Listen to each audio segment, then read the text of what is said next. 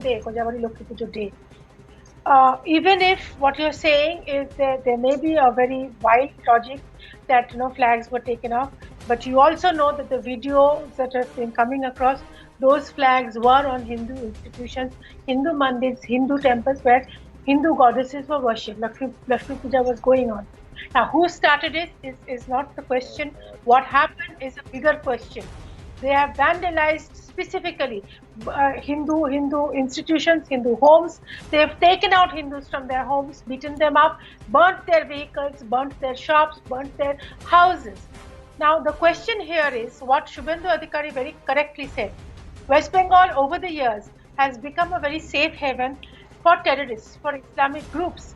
And this is very scary. Like you are very correctly saying, Anand, that there has been a legacy that West Bengal is now carrying of blatant appeasement, for which even the High Court has taken cognizance. If you remember, they had stopped. They had stopped the permission to have Durga Puja Visarjan some years back, and it was BJP who had to go to court and apply for a permission from the court. And that's when you see, when you're talking about secularism, there has to be a balance between both communities. But here in today's day and age, which is now completely run by Trinamool, anything anti-Hindu is secularism. Hindu, if you try and put in a voice for the Hindu community who has just been battered in what you very correctly No, but the point is no. 1 minute. Can I come in? Saturupaji, are you trying to say that the Hindu cause is championed only by the BJP and that the Trinamool Congress has got nothing to do with the Hindus in Bengal? That is a very that's a very unfair and a very conveniently political argument to make, because even before the BJP had any footprint in Bengal, it is the Trinamool Congress that fought the left politically. At that time, there were both Hindus and Muslims who have been part of the left and who have been part of the Trinamool Congress. Riots and communal tensions precede even the existence of any political party. Everybody remembers Noakhali when the last riots happened, but Noakhali was subject to riots right from the 1920s onwards. And it is all there chronicled. Time and again there have been flare-ups. So these flare-ups have happened over more than a century. So let's not say that a political party is responsible for this. This is intrinsic to that. The partition of Bengal also happened on communal lines, and this has been there for. So there is a history to this. Now, what is being done post-independence and what is being done in the last 30-40 years, or what is being done in the last decade to ensure that this doesn't repeat or history doesn't repeat itself? That's a relevant question to ask. Manojit Mandal. And then I'll bring in Jaideep Majumdar. Ji. No, that's what I specifically wanted the data from you. Show us in the last 10 years, or why 10 years? Even I will include the left region here. We have got serious problem with that. For the last 40-50 years, show us the data to suggest that because of communal riot, people have been killed in Bengal. There can be other form of violence, there can be other issues. But I want specific answer from you. I don't want to talk about these, these people who just talk, use this kind of nauseating language, which cannot be possibly used in a civilized debate. Hindu, vehicle, Hindu people, Hindu temple. And Lakshmi Puja doesn't happen on the street. It happens inside your house. Why should there be? Why should no? 1 minute, Manojit Mandal. Why do you have a problem if it is talked about? If the Hindu matter, if there is Hindu which is said, if the word, why do you have a problem with the word Hindu and the word with the Hindu temple? No Hindu. No. Because they shed crocodile tears about Hindus. They are killing Hindus in Assam. No. 12 lakhs of them are detained in the No. 1 minute. Let's talk about Bengal. The debate is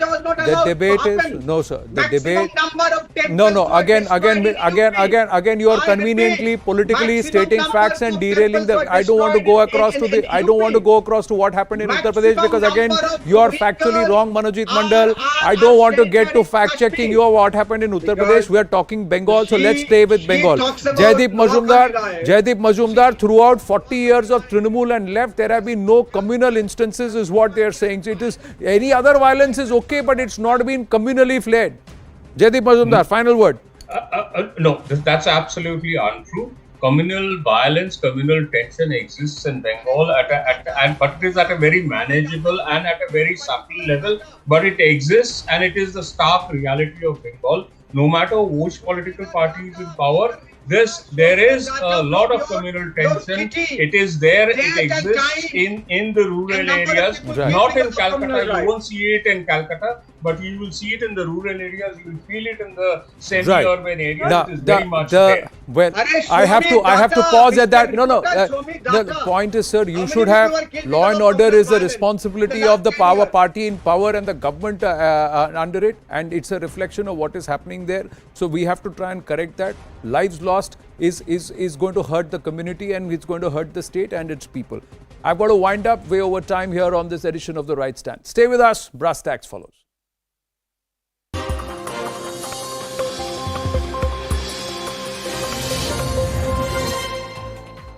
Good evening, this is Brass Tacks. I'm Zakir Jacob. The war between the two Senas continues. Now the Uddhav camp has got the nod for a new election symbol. The Shinde faction has not got a new symbol as yet, but both the Senas have got respective names. The question is, will this play a critical factor, not just in the upcoming Andheri East bypoll, which is scheduled in early November, but more importantly, will this set the template, as it were, for the big BMC election, which is expected sometime early next year? And the most important question of all, we have seen this in numerous other parties, fratricidal battles, whether it was in the AIDMK, whether it was in the LJP, ultimately one faction will prevail. In the case of the Sena, who will that be? आणि आज हे शिवतीर्थ बघितल्यानंतर पुन्हा त्यांच्या मनामध्ये प्रश्न पडला, अरे बापरे, गद्दारांचं कसं होणार? आम्ही केलेली गद्दारी नाही, तर हा गदर आहे. गदर म्हणजे क्रांती, गदर म्हणजे उठाव. The fight over the real Shiv Sena continues. 2 days after the Election Commission barred the Uddhav Thackeray faction and the Eknath Shinde faction from using the party name and its bow and arrow election symbol, the former Maharashtra Chief Minister moved the Delhi High Court challenging EC's move. Uddhav Thackeray's petition stated that the freezing of Sena symbol is actuated by malice in law and that it's erroneous and not maintainable. Thackeray claimed that he remains the party's president and that as per Sena's constitution, the president's decisions are final. The election body had asked both warring factions to choose a new name and symbol for the upcoming by-election in Mumbai's Andheri East.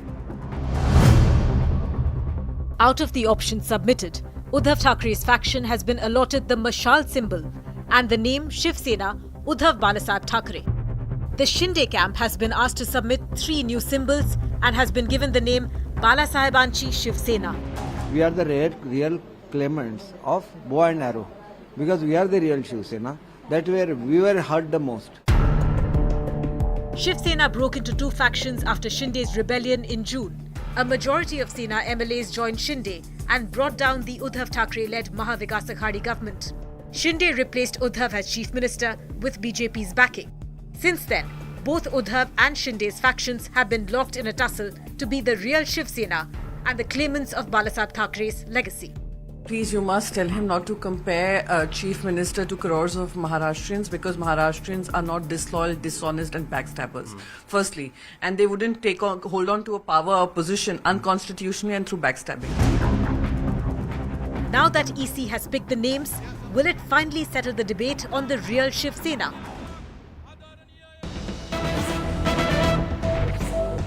Meanwhile, we're getting some big breaking news coming in. Team Thackeray has got a new election symbol as well as a new name. It's going to be called Shiv Sena Uddhav Balasaheb Thackeray.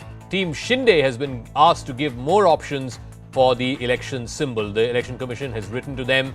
They've been allotted the name Balasahebanchi Shiv Sena, but no symbol as of right now. Let me go across to Ananya, who has more details on this.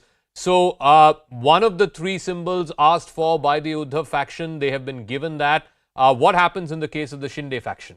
Well, yes, one of the symbols that have been given out to the Uddhav camp, which they thought has been now given, while for the Shinde camp, they have now been asked to provide another options with regards to what symbol would they need. Though the names for both the parties have now been given, one which is led by Eknath Shinde. The Eknath Shinde faction would now be called Balasaheb Anchi Shiv Sena, while the other, the Uddhav Thackeray's camp would be named as Shiv Sena Uddhav Balasaheb Shiv Sena. And so the Sena versus Sena war has emerged out after a long battle, not only in the Supreme Court but also in the Election Commission of India. And also we shall remember that the dispute is going before the Delhi High Court day after tomorrow as well. So though there does not seem to be a clear air as to who is the real Shiv Sena at this point of time, but a little breather had come for both of them, because symbols and names are being allotted by the Election Commission for the upcoming polls that are to take place in the Maharashtra local bodies. And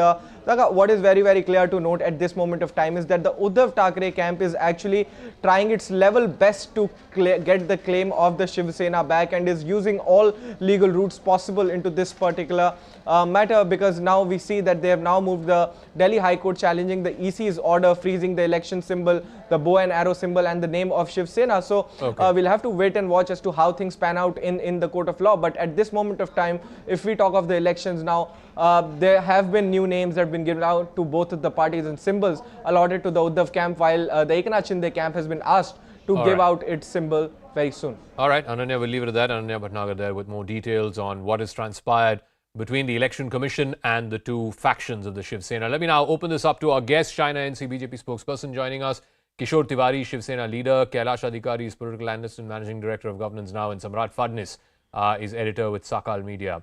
Shaina, let me start with you first. The political argument being made by the Shiv Sena Uddhav Thackeray faction is that all of this is being done at the behest of the BJP, because there's no compelling reason why the symbol had to be frozen now as far as the Andheri East bypoll is concerned, because the BJP is fighting that, and from the Thackeray faction obviously they'll put up a candidate. So if the Shinde faction of the Sena is not even in the fight, then why does the symbol and the name need to be frozen?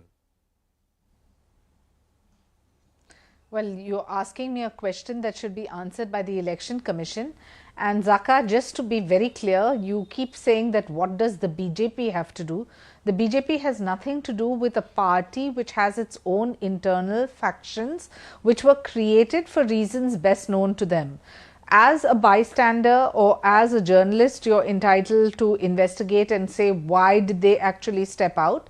But as somebody from a political party, I can only say that 40 MLAs leaving a party with the anti-defection law coming into play, obviously there may have been reasons best known to them. Now you asked a question about freezing the symbol.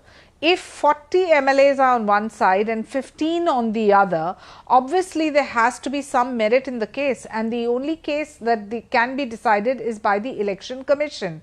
What has the Election Commission said? The Election Commission has said that for those who are constantly believing that they are the inheritors of a party, well, that could well be in terms of a legal inheritor, but the inheritors of a philosophy and a party can also be the cadre, which in most cases one has seen. One has seen this in the South too, one has seen this in multiple other cases. And what the Shiv Sena today is asking for, both Senas are asking that there should be justice when it comes to a bypoll, because there is a confusion in people as to who the Shiv Sena is, and in that sense, one faction has already got a name and an emblem, and the other, and our Honorable Chief Minister Eknath Shinde has the support of 40 MLAs.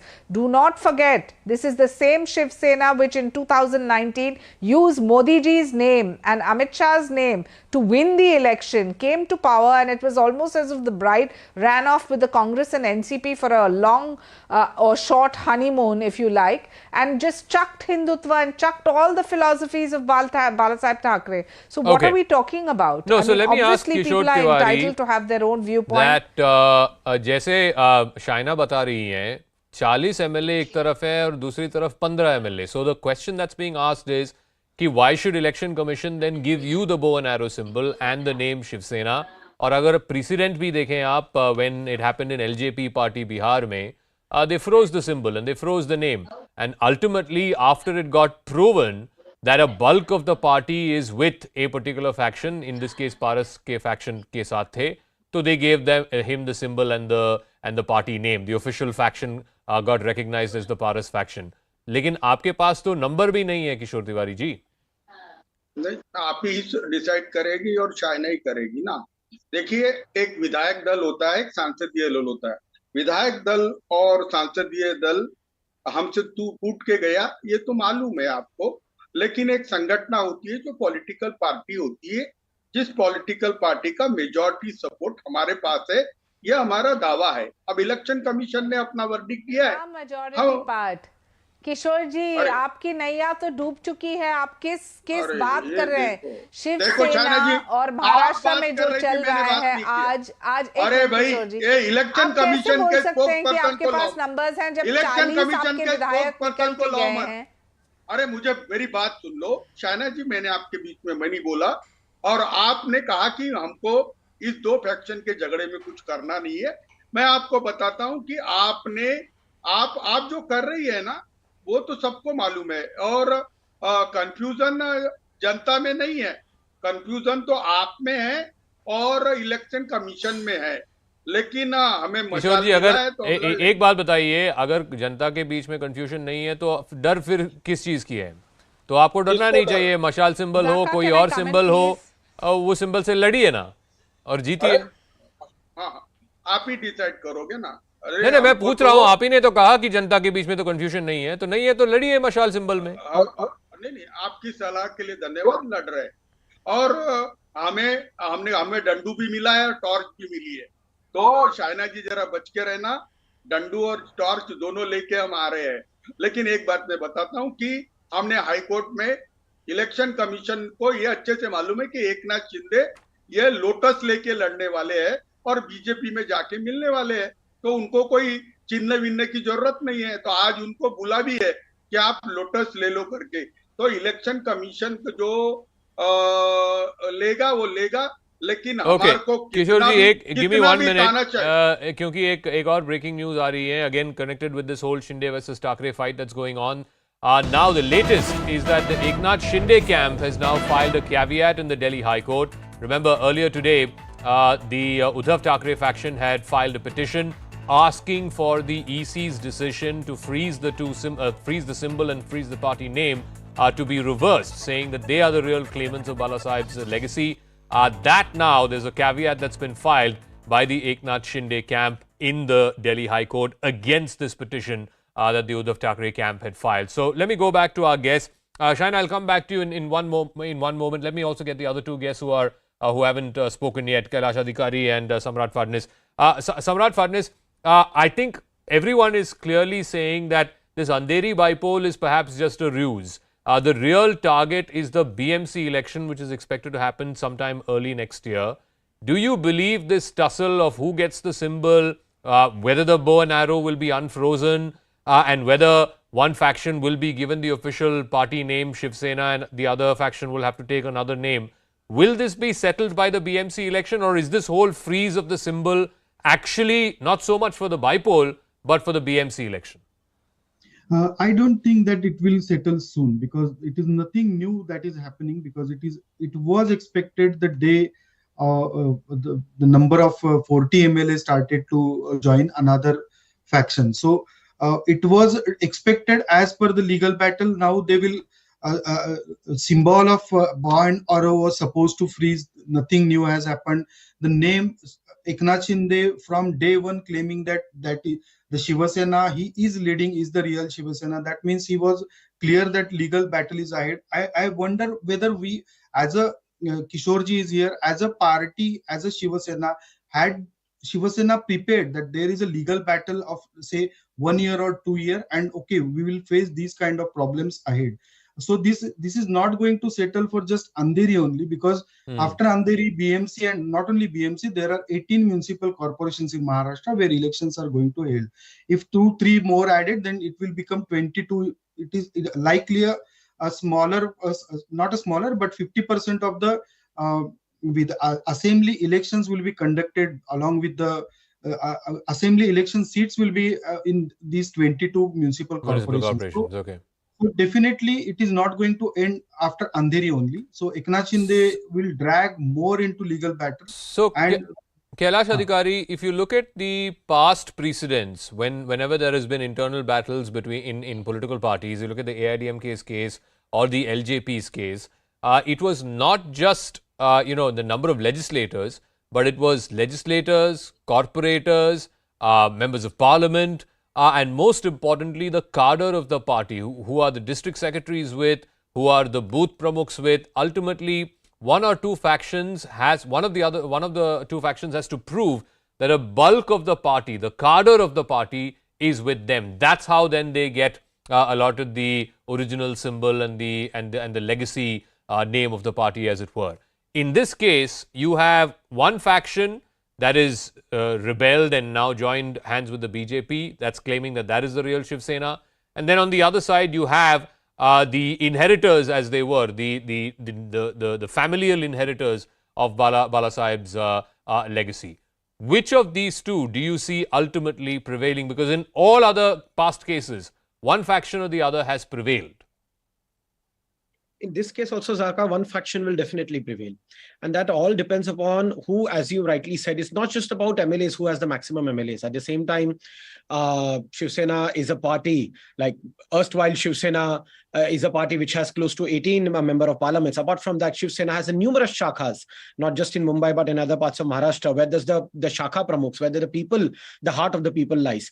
What decision the EC has taken currently by freezing the symbol, the bow and arrow and the name, it naturally follows precedence, as in the case of Lok Janshakti Party. And also, if you remember, Zaka, in the times of Indira Gandhi, the same the situation had cropped up at the same time, where the symbol of Congress Party was also frozen. Yeah. And at the same time, it was later on released in the favor of Srimati Indira Gandhi. But for some time, it was frozen. So this has follows precedence. And at the same time, after this, now whoever has the might of not only the legislature, but also of the various functionaries of the parties, they will get the real, the bow and arrow and the name Shiv Sena. It will not just follow because you are someone's son or because you carry that particular surname. Now it is a battle not only in front of the Election Commission of India, but also it is a legal courtroom battle. After EC freezing, the Uddhav camp has chosen to file a petition trying to quash the decision taken by EC in front of the Delhi High Court. Now it is a complex matter. But at the end of the day, since we are talking about politics, since you are talking about where the heart of the people lie, the actual voters, it is the actual voters, Zaka, which, who will finally decide, not just by this Andheri East bypoll. That is a minuscule fraction of what the people think. But when the BMC election comes, where the Shiv Sena erstwhile Shiv Sena actually takes pride of, there is the real test. That is the litmus test where the people So I want to ask Shaina that, the the prevailing wisdom seems to be that when Mr. Shinde did this rebellion, as it were, and a large number of legislators went with him, and then the new government got formed, the prevailing wisdom was that he will also be able to get a large number of corporators and shakha pramukhs, particularly in Mumbai and in the BMC, which is of course the financial strings of the Shiv Sena, as it were. That has not happened as expected at the time of this new government forming. Who says? Who says? And I just want to add to what Kailash said, that he talked about a legal battle ahead. Yes. He talked about the Election Commission. Yes. But the most important factor is the voter. It is the people of Maharashtra that will decide that whether a legacy has to be passed on just to an heir in terms of a family, or can a legacy be inherited by the true Karyakarta. 1 minute, sir, I don't have to. I'm not, Kishorji. Kishorji, I can understand your anxiety because unfortunately, आपकी नैया तो डूब चुकी है. आप उसके बारे में चिंता कीजिए. हमें बात, I don't need to speak for anyone else. I just want to say one thing, Zaka. You have also forgotten that the Bharatiya Janata Party today, under the leadership of Narendra Modi and Amit Shah, have 11 crore cadre, and in the BMC, to just say that, what is going to happen to Shiv Sena, do understand that the Bharatiya Janata Party had 84 and the 82 and 84, so the difference was not that much. So we are contenders, irrespective of who the front runners are on the opposite side. We are the ones who are actually fighting an election. if we had to view objectively what is the current scenario, this is why was the anti-defection law made? It was made because if 2/3 of the party wanted to step out for reasons best known to them, they have the opportunity. What has the Election Commission done? It has followed precedents of other cases as well by freezing symbols and has allotted so that the public is not confused. Isn't this the beauty of a vibrant democracy? So to all those critics I say, why do you attribute everything to the Bharatiya Janata Party when we, if at all, have only adhered to what the honorable courts have said, the Constitution of India says, and the Election Commission has said, and of course the voter is आप पिछले cases भी देख verdict. लीजिए, ये तो कहीं लिखा नहीं है ना कि मतलब जो पुत्र हैं उन्हीं को देना पड़ेगा सिंबल और पार्टी. आप लोजपा का एग्जाम्पल ही देख लीजिए, चिराग पासवान को नहीं गया ऑफिशियल नेम और symbol, it went to mister Ramvilas Paswan's brother. ADMK के केस में भी देख लीजिए, जो सबसे करीबी थी जयललिता की, विच वाज शशिकला, उनको नहीं गया. She is now fighting under another parties name. So the point is that it's not a given in a democracy कि जिसका नाम ठाकरे है उसी को जाना है पार्टी और सिंबल. किशोर तिवारी. देखिए, मैं कैलाश की बात से सहमत हूँ कि एकनाथ शिंदे जी के साथ कैडर नहीं गया, और सम्राट ने भी बताया कि ऐसा हुआ नहीं. अभी मैं बता रहा हूँ, हमने अपना माइंड पहले दिन ही प्रिपेयर कर लिया था. हमने हमारे चुनाव ढाल से भी ढाल तलवार से लड़ा था, झाड़ से लड़ा था, एक बार तो हमने लोटस पे लड़ा था. हमारी कोई तैयारी है कि हम टॉर्च लेके लड़ेंगे, लेकिन ये लड़ाई अभी ये लड़ाई इलेक्शन की या पार्टी की नहीं है. देश में तानाशाह ताकतों को, जिसका नाम अल्टा पलटा के शायना जी बार बार ले रही है, क्योंकि उनकी मजबूरी है. अगर उनके 2 सेंटेंस में वो मोदी शाह नहीं करेंगी तो कल उनका सर्वाइवल बीजेपी में असंभव है. तो एकनाथ शिंदे को तो सिंबल का कोई प्रॉब्लम नहीं. मेरी फिक्र लेकिन कीजिए किशोर जी, आप सोचिए कि एक परिवार के ऊपर काडर है या नहीं. नहीं, मेरी बहन की क्या है कि मजबूरी में समझता हूँ, लेकिन देश की प्रजातंत्र को बचाने के लिए उद्धव जी अब मैदान में उतर गए हैं. राष्ट्रीय विकल्प बोलकर वो आ रहे हैं. शायना जी बच के रहे ना, टॉर्च लेके आ रहे हैं हम.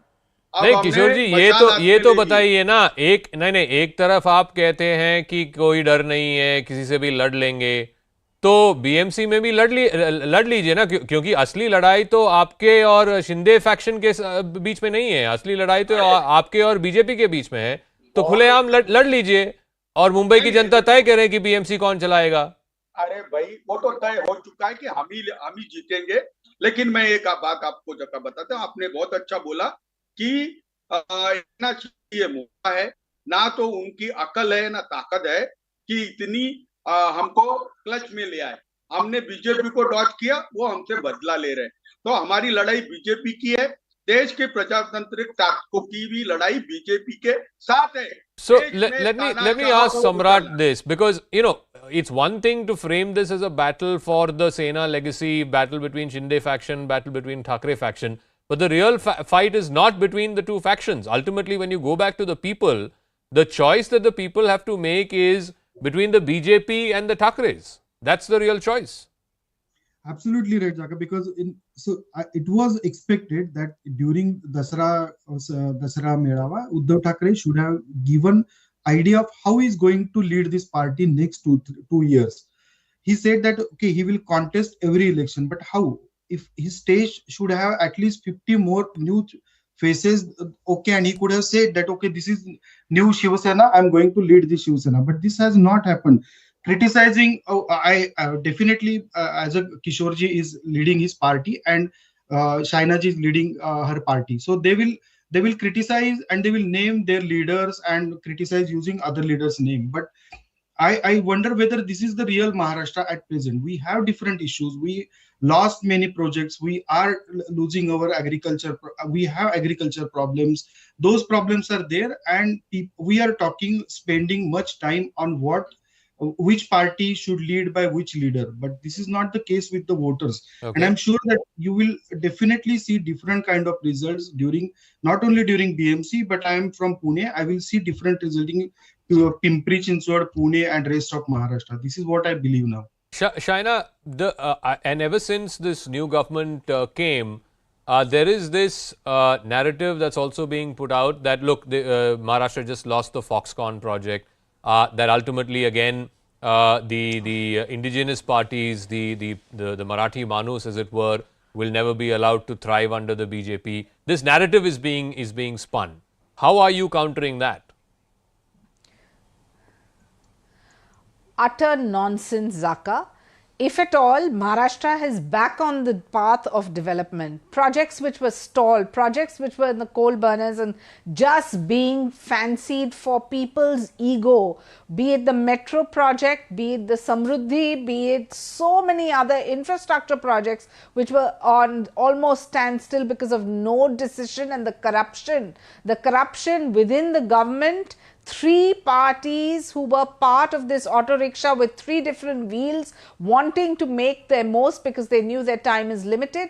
Look at all of that. Maharashtra is back on the development path, be it completion of projects like the coastal road, the metro project, which is directly related to Mumbai because we are talking about BMC elections, or the larger narrative of completion of highways. The infrastructure that we have seen during the development time of Devendra Fadnavis as Chief Minister and now Eknath Shindeji as Chief Minister, I think is something that will be the next big story for India to write home about. Give us less than a year. Okay. The fact is, किशोर जी एक second उनको खत्म करने दीजिए please, उसके बाद आता हूँ आपके पास. अरे उनको ही बोलने दो. नहीं आपको क्या सर, मैंने आपको भी उतना ही टाइम दिया जितना उनको दे रहा हूँ मैं. अरे प्रवचन चल रहा है. 30 सेकंड दे दीजिए, उसके बाद आपके पास आ रहा हूँ. या शाइना फिनिश. शाइना को प्रवचन करने को. Shaina, my point is limited. You take even a project like the RA metro shed. Are we not for development? Are we not for the environment? Clearly we are. For every tree chopped, there were multiples planted, and this was a own ego issue of a particular party which they made into larger than life. My limited point is that please understand, just by going out to the voter without a development plan and without showing what we have done and what we are capable of doing, there is going to be a disarray. But किशोर जी, आप एक तरफ कह रहे हैं कि Foxconn चला गया, लेकिन आपके 2-2.5 साल में कौन कौन से इंफ्रास्ट्रक्चर प्रोजेक्ट आ गए मुंबई में? नए कुछ भी नहीं आया जो आप कह सकते हैं. और जो मेट्रो प्रोजेक्ट था वो तो एज शाइना सेड, किन लोगों की ईगो से वो स्तंभ कर दिया, वो आपको भी पता है. नहीं, समृद्धि में इंटरेस्ट किसका है मुझे मालूम नहीं है. समृद्धि नागपुर में एक मेट्रो प्रोजेक्ट चल रहा है जिसका सर्वाइवल खत्म हो गया. अभी मैं बताता हूं कि डेवलपमेंट प्रोजेक्ट में कितना करप्शन होता है, लेकिन चाइना एमपी ने कहा कि बीच में मत बोलना, चाइना सुनने का भी रखना कि हमारी गवर्नमेंट बहुत करप्ट थी, लेकिन वही करप्ट 50% लेके इन्होंने सरकार बनाई. अभी देखिए कैसा चलता है कि इस प्रकार का कोई भी चीज हम जब बोलते हैं तो हमने ये समझना चाहिए कि हम उन्हीं करप्ट लोगों को साथ में लेके चल रहे हैं.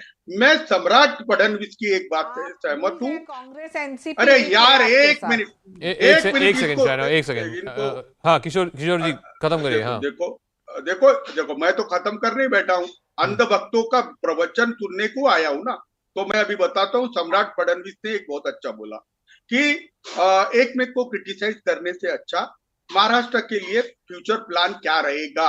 अगर ये लीडरशिप चली गई है तो नई लीडरशिप कब आएगी?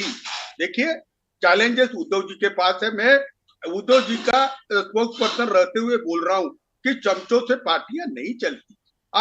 तो जो आत्मचिंतन की भी जरूरत है, लेकिन उद्धव जी ने एज ए सीएम जो लकीर खींची है. अब शाइना एनसी कहती कि हमने बहुत करप्शन किया. तो इन्होंने, इनकी सरकार है, 3 महीने में इंक्वायरी कर लेना था. देखिए एलिगेशन देखो मेरे को जाकब थोड़ा तो बोल ले तो हो गया किशोर जी, अभी पिछले दो मिनट से आप ही बोल रहे हो। कभी हमको भी चांस दे दिया। हाँ, बिल्कुल सर, ऐसे मत बोलिए, मतलब जितना शाइना बोली थी उतना अमाउंट आपने भी बोला है। मैं बनता हूँ ना, 4 के मुकाबले 1 बोले तो थोड़ा नहीं, 4 के मुकाबले कहाँ, सम्राट भी आपके पक्ष में ही बोल रहा था। ठीक है, चलिए, मैं I'll give the last word to Kailash. No, the problem is, if it's a statewide election, and obviously there's going to be a statewide election in 2024, then if there is going to be the Mahavikas Aghadi as we knew it in the 2.5-year term, you have Sena plus NCP plus Congress taking on the BJP and the Shinde faction. That can be called a contest. Whereas when the BMC election happens, because Congress and NCP don't have as much of a stake, it's literally a Shiv Sena versus BJP fight, and China is right. Last time also, it was 82-84, 83-85, I'm not sure of the exact numbers, but the difference was not much. Absolutely, Zaka. The coming BMC, and that too with a fractured Shiv Sena, will be very difficult for Uddhav Thackeray, because if in the BMC, which is their jewel crown, and as you said, the financial strings get pulled from there for the erstwhile Shiv Sena, if they are not able to wrestle the BMC with whatever name or symbol that they have been accorded today, then it is like looking at the end of the tunnel for the Uddhav Thackeray Shiv Sena. So the real litmus test for the for more of Uddhavji and his faction is the upcoming Bombay Municipal Corporation elections. All right, we'll see how this story plays out. Like I said, I think the bipole in Andheri is just a ruse. That's not the real fight. The real fight will be the BMC, and there it's directly. I mean, like I said, don't get carried away by this smokescreen of Sena versus Sena. That is a battle that will be more legal in nature. Ultimately, the political battle, or at least the battle in the people's court, is going to be between BJP and the Thackeray Sena, as it were. I'll take a break. I'll thank all our guests. When we come back on the other side, Vladimir Putin has seemingly taken revenge on Ukraine today after a key bridge in Crimea was blown up over the weekend. Today, more than 10 cities in Ukraine, including Kyiv, was targeted. We'll have details of that right on the other side.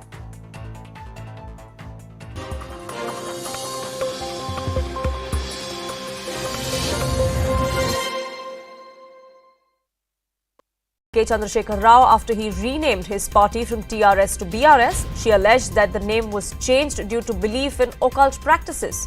She further added that KCR stopped going to the secretariat or inducting women for many years in his cabinet based on advice given by his tantric.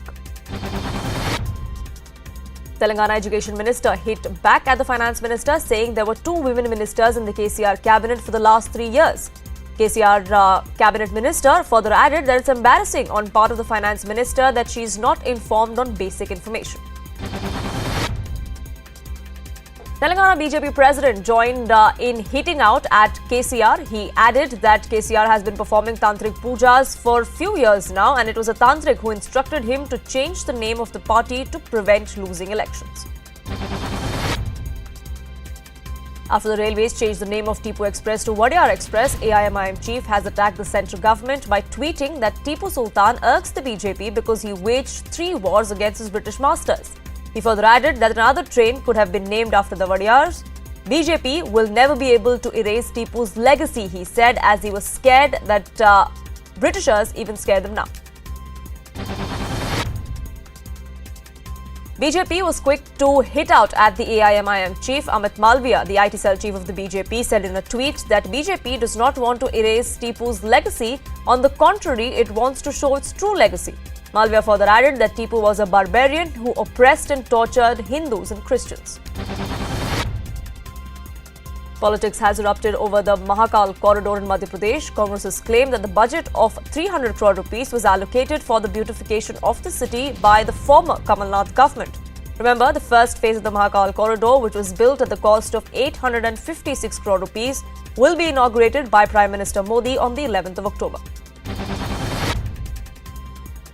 Amid the ongoing debate regarding population imbalance, AIMIM chief Assaduddin Owaisi has lashed out at RSS chief Mohan Bhagwat.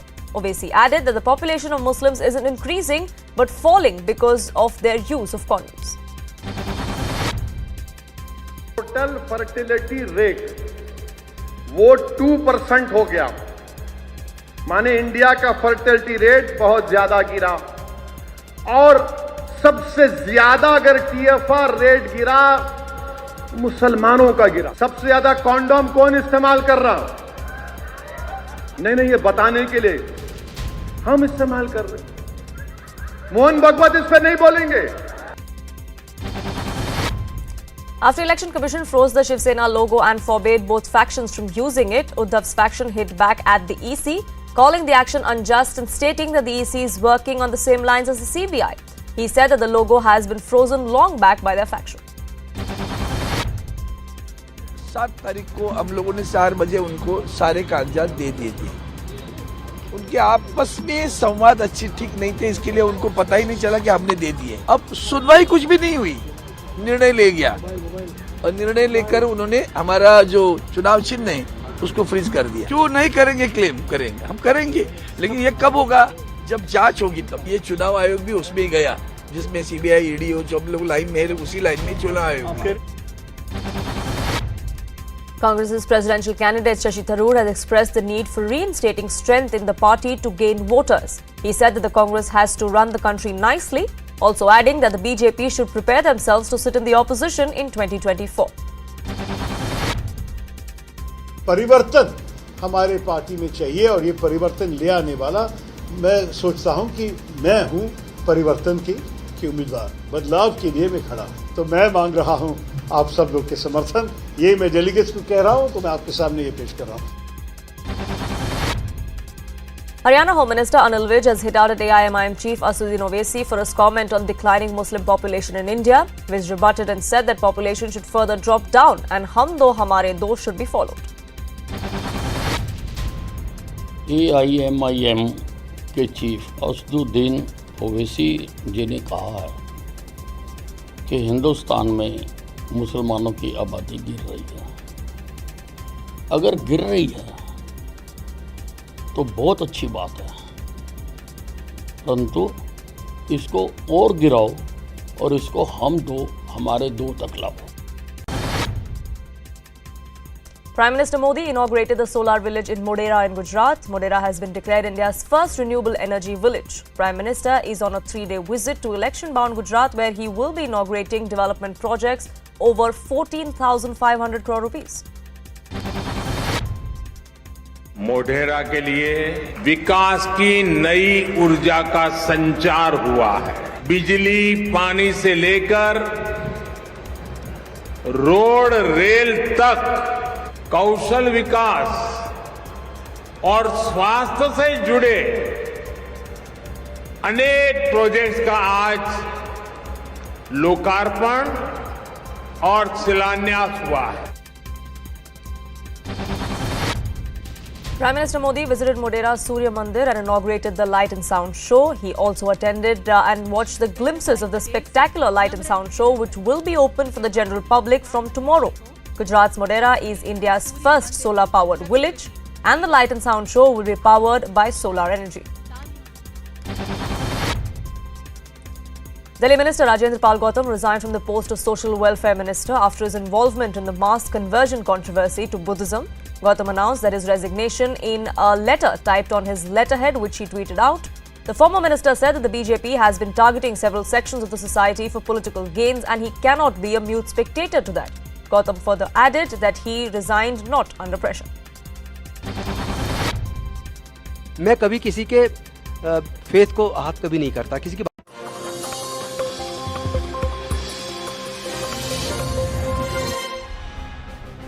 Hello and welcome. There have been multiple strikes across at least 10 cities in Ukraine, including in the capital Kyiv. Moscow has confirmed that these were ordered by the Kremlin, directly by Vladimir Putin. This seems to be in retaliation for the Kerch Bridge in Crimea being blown up over the weekend. But with these multiple strikes, it seems highly unlikely that this war is going to end anytime soon. And more importantly, is Vladimir Putin showing that he's doubling down. Nothing less than an outright Ukrainian defeat will be enough for him. Nothing less can be a face saver after 7 months of this war.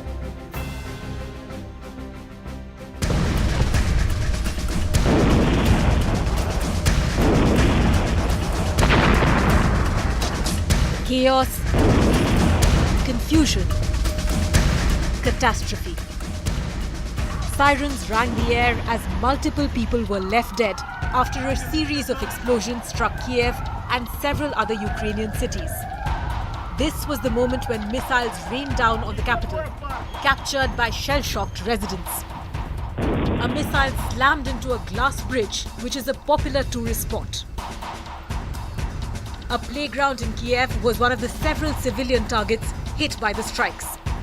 The purpose was clear: inflict as much damage and ensure as many casualties. While Russia's war has dragged on for nearly 8 months, the last time Kyiv was struck was back in June. Recording a video while out on the streets, Ukrainian President Volodymyr Zelensky accused Russia of targeting energy infrastructure across the country. They want panic and chaos. They want to destroy our energy system. They are hopeless.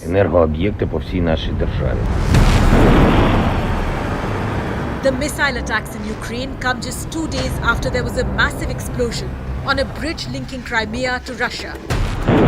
The blast on the bridge sparked celebrations across Ukraine. Russian President Vladimir Putin admitted that Moscow had launched long-range missile attacks against Ukraine, calling it a response to terrorist acts by Kyiv. Russia's response will be tough, and its scale will be proportionate to the level of threats posed against us. From mobilizing troops to annexing Ukrainian territory and now doubling down on the military conflict. Is Putin's escalation in Ukraine a losing strategy? All right, let's go across to our guests. Sushant Sareen is Senior Fellow with the Observer Research Foundation. Fred Wise, a political analyst and a Russia affairs expert. Alexei Goncharenko is a member of Parliament of Ukraine. Mr. Goncharenko, I'll start with you first.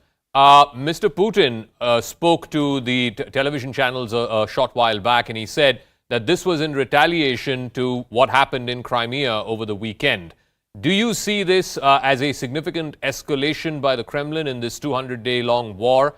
And what may the Ukrainian response be? Because as of right now, more than 10 cities, including your capital, Kyiv, have been targeted. Hello, that is one more lie from Putin, some retaliation. He started this war in 2014, in retaliation for what?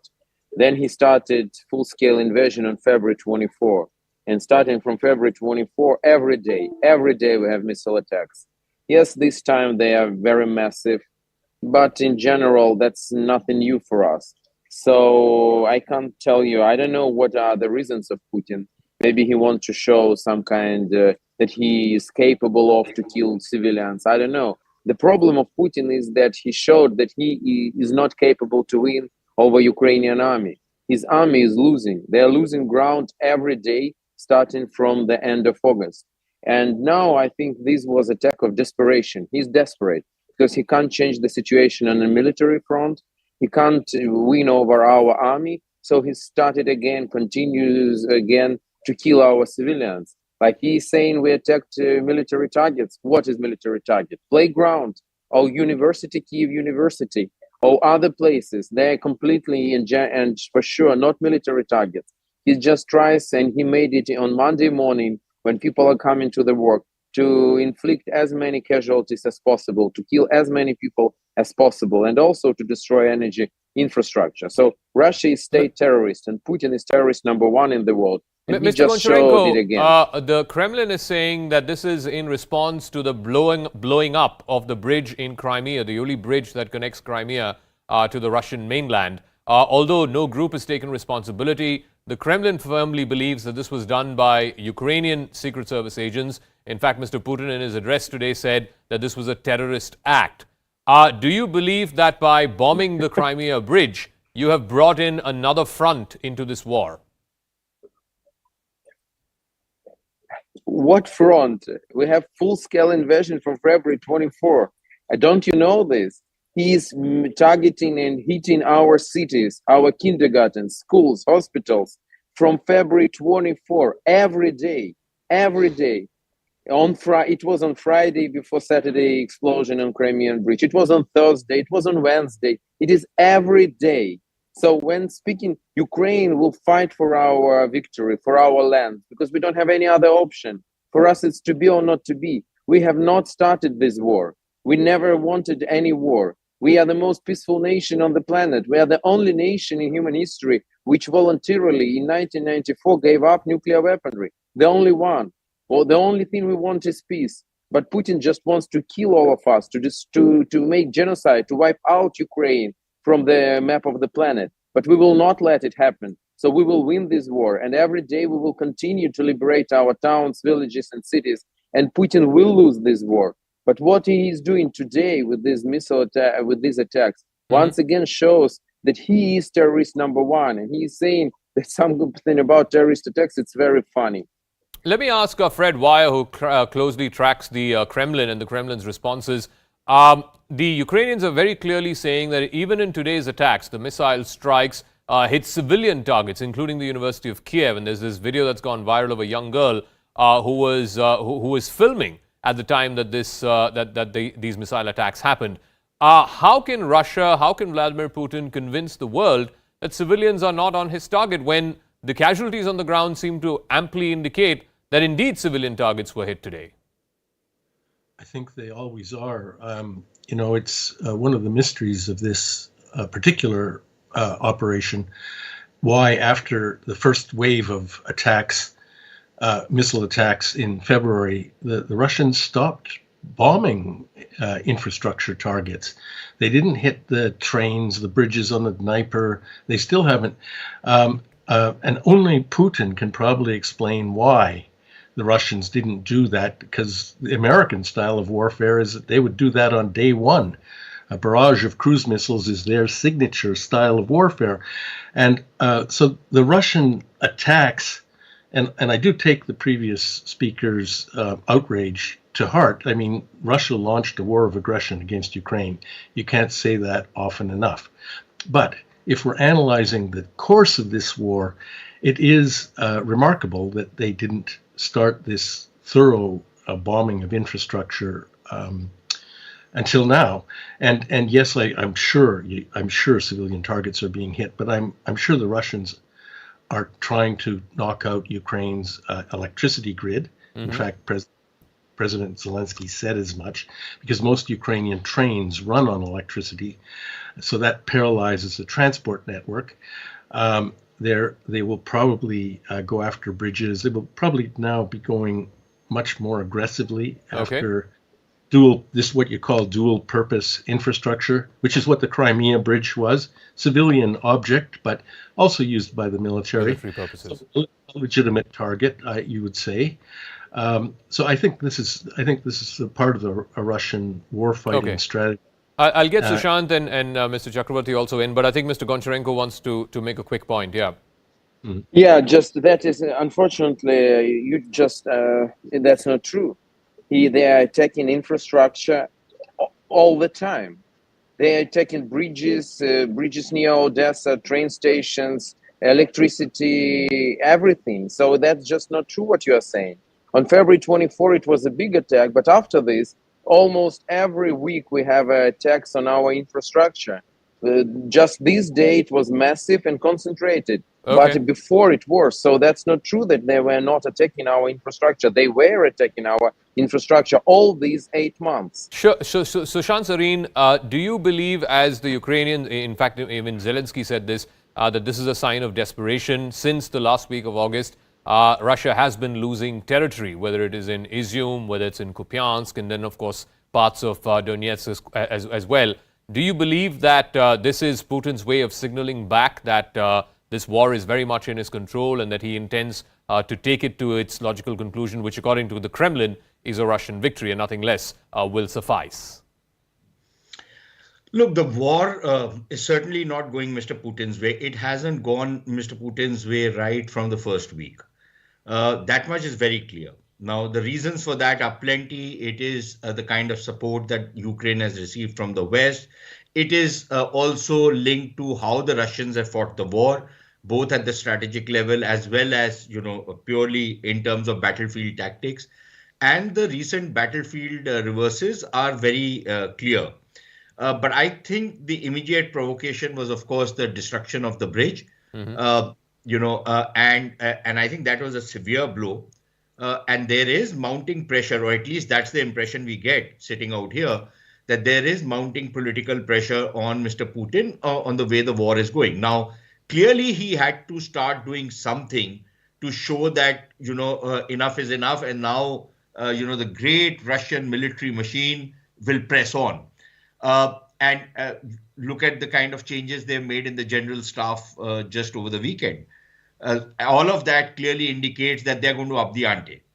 And that seems to be happening with the kind of strikes they have carried out today, which is going to lead to some kind of escalation. Okay. Now, whether this will actually lead to some kind of gains for the Russians, I'm not entirely convinced of that. But I think what is going to happen is that this war is going to become bloodier. This war is going to get further prolonged. And I think whatever little chance there was, Zaka, of any kind of dialogue, some kind of peace negotiation, some kind of ceasefire, I think that's been blown out of the window today. That's the sense I'm getting. We're also getting a statement from the Ministry of External Affairs. I'll play that out and then I'll go to Ambassador Pinnock on this. The MEA has said that the attack on Ukraine is deeply concerning. They're worried about the escalation in conflict, including the targeting of infrastructure and civilian deaths. We reiterate, the escalation of hostility is in no one's interest. We urge the immediate cessation of hostilities and the urgent return to the path of diplomacy and dialogue. So this is the Ministry of External Affairs' official statement on what's happened today in Ukraine. Let me go to Ambassador Pinnock Chakravarti. India has, of course, taken a very neutral, middle-of-the-road position, if you will, over the last couple of weeks or so since the Prime Minister made that statement in Samarkand in front of Vladimir Putin that this is not the era of war. India has, of course, been doubling down on that position. But how long can India confine itself to these mere statements? Because ultimately, the West, as they say it and as they put it, the proof of the pudding is in the eating. I mean, India is going to be judged by its actions, whether it's the votes at the United Nations or whether it is, continuing to depend less on Russian oil and Russian weaponry. Because mere statements, and increasingly, as these attacks escalate, as Russia escalates, it'll become difficult to just confine to these statements. Well, one thing we must note and keep in mind whenever India makes a statement, that this is not a war that India started. This is not a war in India's neighborhood. It is a war far away in Europe. And who was responsible for this war? The Europeans themselves and Russia. Why did this war happen? They have to answer for it. We don't have to interfere in this in any physical way, but we will make our position very clear by statements and words and votes, because that is all we are prepared to do at the moment. We can't send soldiers, we can't send boots on the ground. But about the war itself, I think the key word here is escalation. There has been clearly an escalation by this bombing of the bridge to Crimea, and it is who has done it. Nobody can claim it, but we know who has done it, and it's the Ukrainians, obviously. After all, it's their war, so they will try to hit, infrastructure which will hamper the Russian war effort. And clearly, this will hamper the Russian war effort. So I think the escalation part has been set in motion, and I think we will see more escalation in the next weeks and months, which is not good for either side. And I think the Ukrainians are fighting, of course, for their land and for their territory, for their sovereignty, and they are being helped by the West. I think this war has now expanded, and it's not just Russia and Ukraine. It's Russia and Ukraine backed by America and NATO. So I think this is the kind of scenario that one is increasingly inclined to see, and I don't think this is going to help either side. As we have said, this is not the era of war, Prime Minister has said. And I don't think this is going to lead to any further. In fact, any peace initiatives that may have been, or I don't think there was any, but even it recedes even further. So it's not a good sign, and this escalation is a bad sign, and it's going to cause more bloodshed. Missiles will strike all over the place, because Russia is not going to take this lying down. All right. So I think both sides realize that there will be hits and counter hits. And poor people, the civilians, will suffer in this because the missiles sometimes go off their target and go and hit something else. And that's going to happen and I suppose it has happened in Okay, Ukraine. let me go back to Mr. Civilians, Goncharenko, the Ukrainian MP. What Ambassador Pinnock was also saying is that by targeting the Crimea bridge, essentially the Ukrainian side was saying that Crimea is also unfinished business. You're also putting Crimea back on the table. And if that signaled to Moscow that if Ukraine is going to hit previously unhit parts of Russian territory as they see it, then Russia is also going to counter that escalation with hits on Kyiv and other cities. First of all, when Crimea became Russian territory?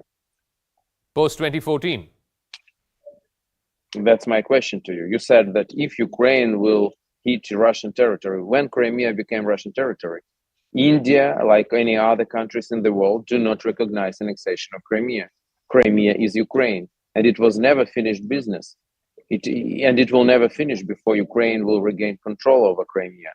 So that is the first thing.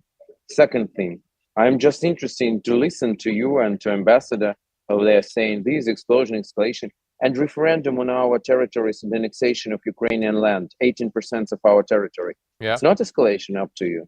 It's not the problem. It's not violation of international law. Maybe some other country will go and say that part of India is theirs. That will be okay? I'm quite shocked with what I am hearing. Thirdly, I've heard that it's far away, it's European war, India hasn't started, that's true. And it's not for sure any duty of India. But the question is, Ambassador told recently that we just can make statements, votes. So one question, why India is always abstaining in the United Nations? When in the United Nations there is a resolution about stopping of this war, just stopping of the war. Tell me, show me any person in India. I'm sure that all Indians want to any war on the planet to be stopped. Why India is not voting for these resolutions about stopping of the war? Just abstains, and again abstains. Okay. I can't understand this. And the last thing, it's not just war of Russia against Ukraine. It's war of tyrann Putin against democracy, Ukraine. And the biggest democracy in the world is India. And I think this is very important for India to show that democracy matters, because you also have many neighbors and not all of them are democratic and they are making threat to you. So I think it's in interest of all democratic nations on the planet to be together. And I hope that the Indian government will change their position. And I'm very thankful to Sushant, I'll give you the final word. I've got a minute to respond to what the Ukrainian MP just said. Zaka, I don't want to respond to what he said because I can understand where he's coming from. But, listening to these people is rather rich when they start talking about democracy and stuff like that. Because we've seen, the kind of hypocrisy which goes with democracy, especially in the Western countries. But having said that, one thing is very important for India. This, as long as, it's all very well for the West to tell us that why are you buying Russian oil? What should we do? Let our economy go bust? Let our people die of hunger? What should we do? Do we not have a responsibility to our own people? The Western countries are cornering all the gas and the oil from the Middle Eastern markets. What are we supposed to do then? There are countries which are not able to get gas or oil even if they're ready to pay the price. Because all these supplies are being commandeered by the Western countries. What are we supposed to do then? Die simply so that these guys can keep fighting, the Americans and the Western countries can, and then to hear these gratuitous remarks like that German foreign minister who does not know, I don't even know whether she's lettered enough to know what the Kashmir problem is. So when they pontificate and they feel they have a right to interfere in our business, then I think for them to expect that we are going to compromise on our security, on our interests, simply because of some hoary principle which they are propounding all over the world, I think that's rather rich coming from. All right. We'll have to leave it at that, Sushant. I'm completely out of time. We're a truncated debate tonight, but we'll leave it at that. We'll see how the story plays out. There's going to be a UN vote later on tonight on these developments. An urgent G7 meeting has also been called. We'll keep a track of both of those developments. As we close, a quick reminder. These are the nominees for the Indian of the Year Social Change category. You can watch the grand finale live on the 12th of October, this Wednesday, starting 6 p.m. only here on CNN News 18.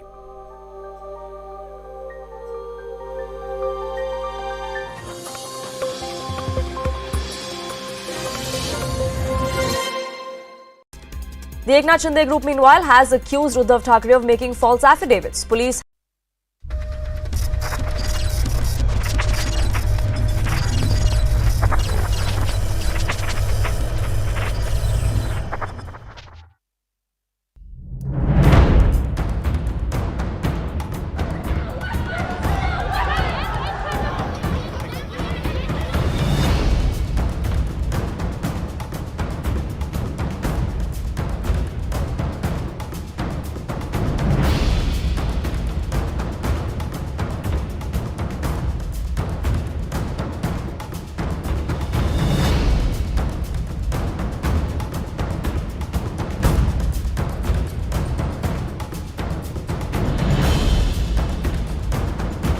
It is the duty of the government to see that all the educational institutions and other government offices has to be run as per secular credentials.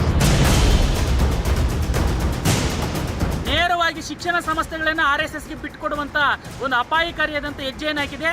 ಇದನ್ನು ನಾವು ತೀವ್ರವಾಗಿ ವಿರೋಧ ಮಾಡ್ತಾ ಇದ್ವಿ. ಈ ಕೂಡಲೇ ಕೂಡ ಈ ಆದೇಶವನ್ನು ವಾಪಸ್ ಪಡ್ಕೊಂಡು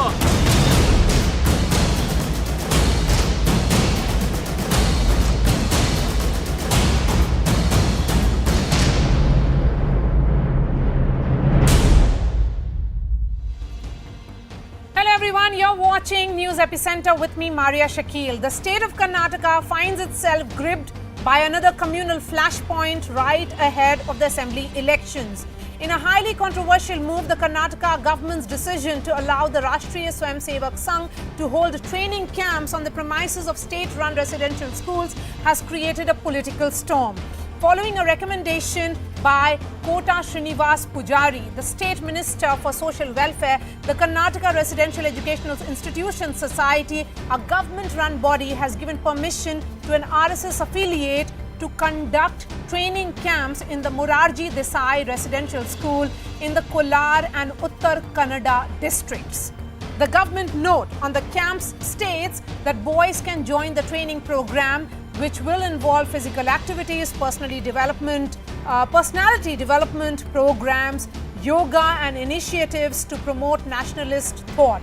As per a separate note circulated in Kolar, participants have been told to attend the program in complete RSS uniform along with a danda for the training camp. The opposition has once again accused the state government of brazenly saffronizing education, while the State Federation of India has threatened protests.